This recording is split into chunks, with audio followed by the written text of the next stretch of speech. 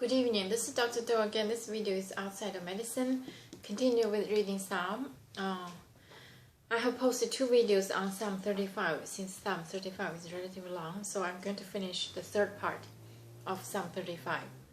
If you recall from previously, the tone of this Psalm 35 is very intense. At the beginning, he called for the Lord, content with whoever contends with him or fight against those who fight against him, and he listed a lot of wicked people doing evils and seek his life and mock him and look down on him. So he and we saw the faith, and he believes he's the chosen one, and he continuously to communicate with the God he believes. So I'm going to read the third part. Let not those gloat over me who are my enemies without cause. Let not those who hate me without reason maliciously wink the eyes. They do not speak peaceably, but devise false accusations against those who live quietly in the land. They gape at me and say, "Aha! With our own eyes we have seen it. O Lord, you have seen this. Be not silent. Do not be far from me, O Lord. Awake and rise to my defense. Contend for me, my God and Lord. Vindicate me in your righteousness, O Lord my God. Do not let them gloat over me. Do not let them think, aha, just what we wanted, or say, we have swallowed him up. May all who gloat over my distress be put to shame and confusion. May all who exalt themselves over me be clothed with shame and disgrace. May those who delight in my vindication shout for joy and gladness. May they always say, the Lord be exalted, who delights in the well-being of his servant.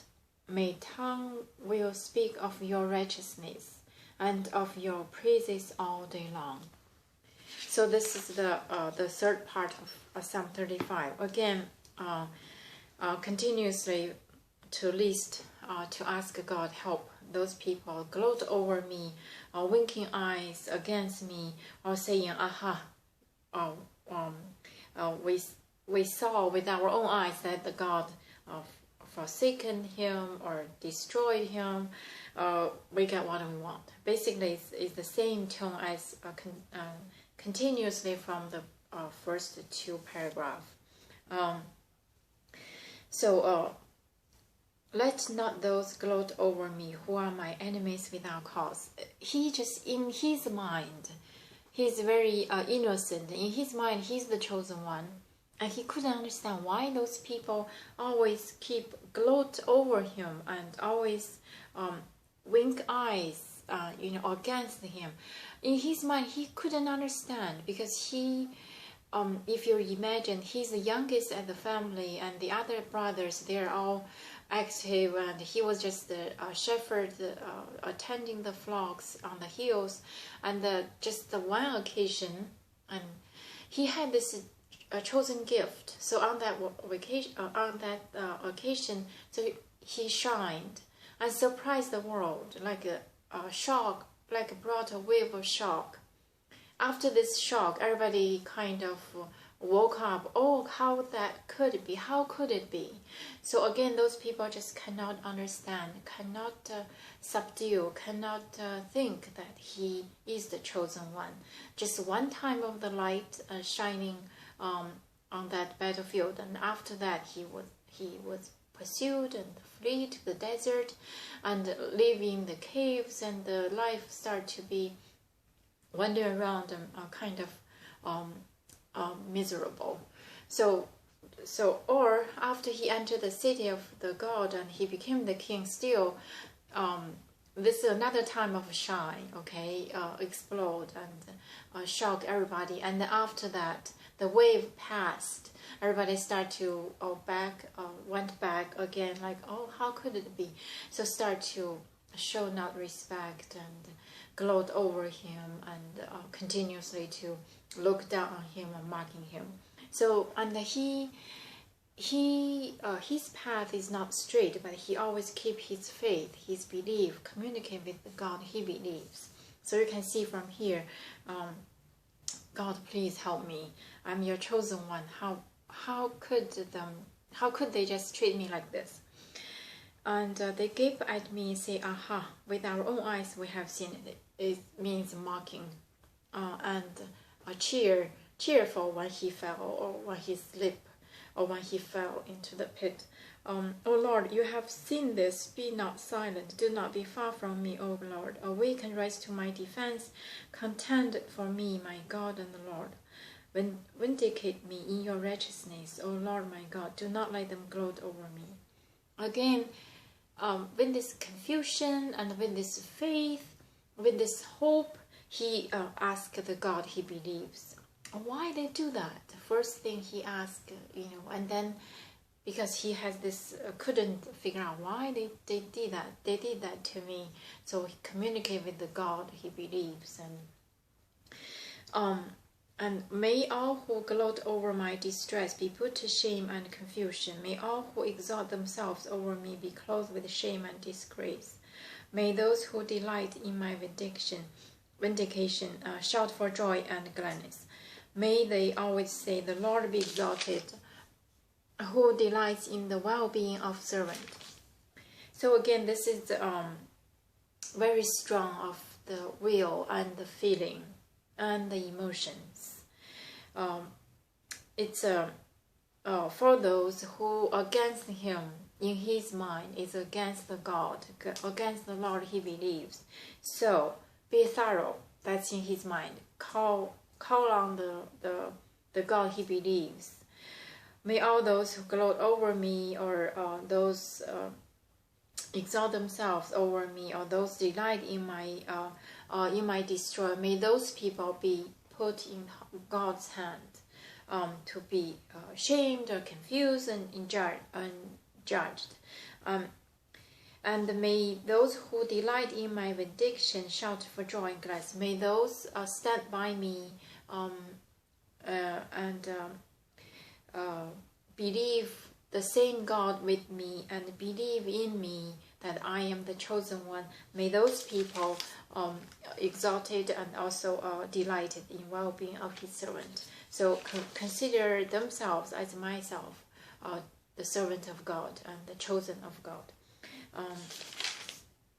My tongue will speak of your righteousness and of your praises all day long. So I will speak of your righteousness and of your praises all day long. I will praise you all day long.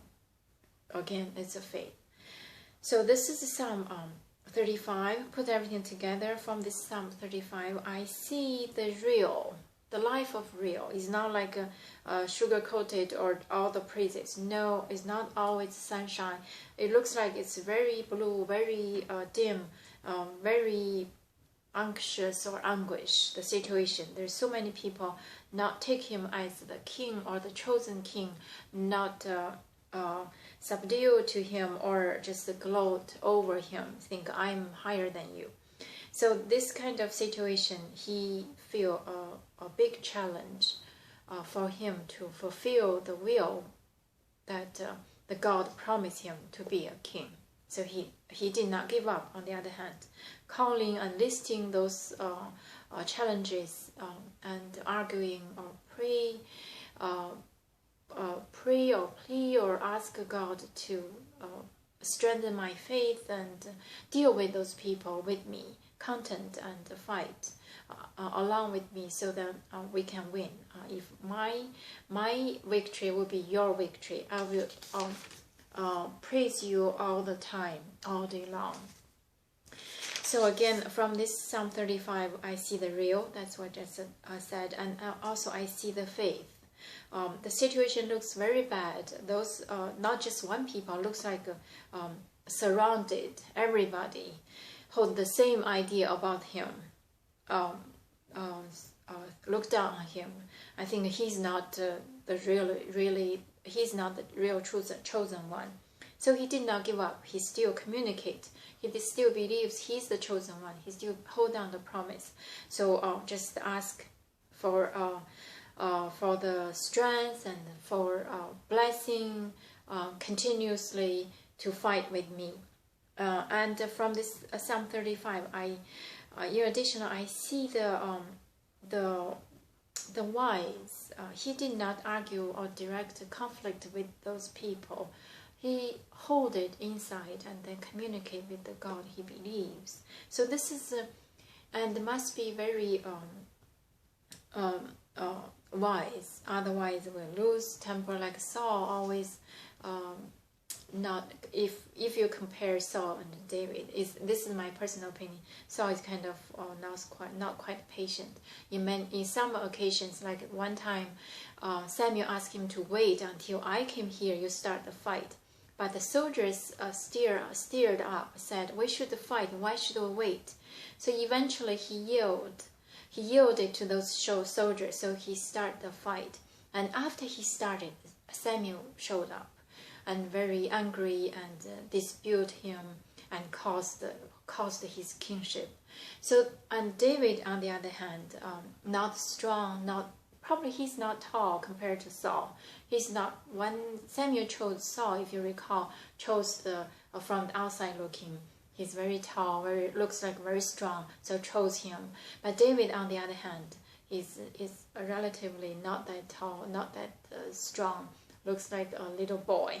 So, but he had the internal strength, but the patience, the sustaining belief. So this is called wisdom. I think is unique to him. That's why he, after so many years wandering the desert, still win the kingship. The promise, everybody can claim it's promise, but you have to hold, and not just hold on to it. Get the strategy, the wisdom, good timing, and visionary, and smart, everything. So if you recall, David's path is not that straight. He had, from wandering so many times, escaped from the spade or the sword of Saul's man, and also the Philistine, and also the other local people work for Saul. But so seems like that he has to be very wise, very patient and calm. So this is the Psalm 35. From Psalm 35, eventually I see the life of real, and the faith, and the wisdom, the patience, and the inner strength. Regardless how physically, he probably not that strong, or not that tall, but he has internal strength and from the faith and hope. So this is Psalm 35. I will stop here. Thank you for watching, and you can read it and interpret in your own way. Thank you for watching, and see you next time.